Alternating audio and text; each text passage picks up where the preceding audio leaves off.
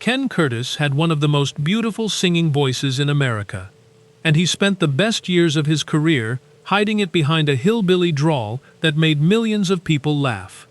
Here's what makes that so extraordinary. This was a man who sang with Tommy Dorsey's orchestra at the same microphone Frank Sinatra had just vacated. He performed at Carnegie Hall. He was a genuine radio-quality baritone, with a voice that could stop a room. And then, at the height of his powers, he buried all of it, willingly, deliberately, to play the scruffiest, most inarticulate deputy in the history of television. Curtis Wayne Gates was born on July 2, 1916, in Lamar, Colorado, raised on flat, hard ranch country. When his father won the sheriff's election in 1926, the family moved into the county jail itself, living quarters downstairs, cells above.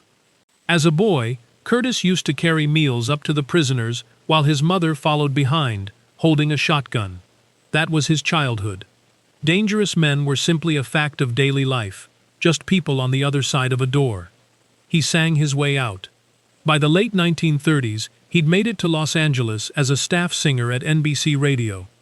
In 1941, Tommy Dorsey came calling, one of the most powerful band leaders in the country, and hired the young Colorado kid to cover for a vocalist who was breaking off to launch his solo career, Frank Sinatra.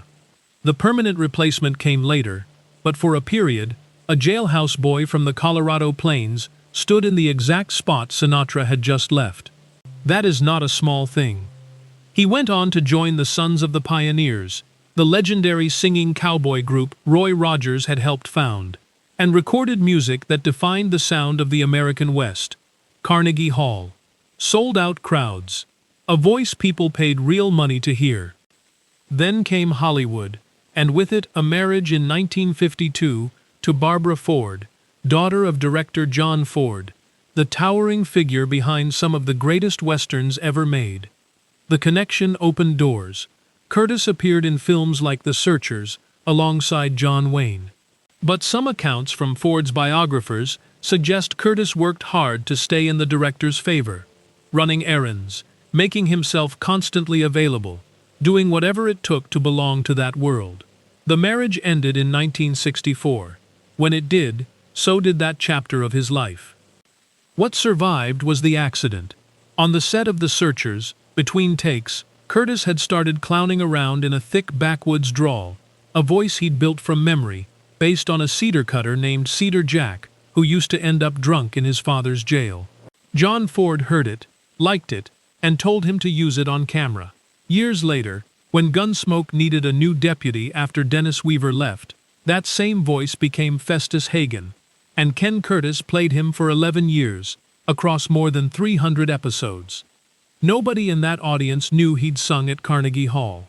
Nobody guessed. They just loved Festus, the mule, the squint, the mangled grammar, the enormous heart underneath all of it.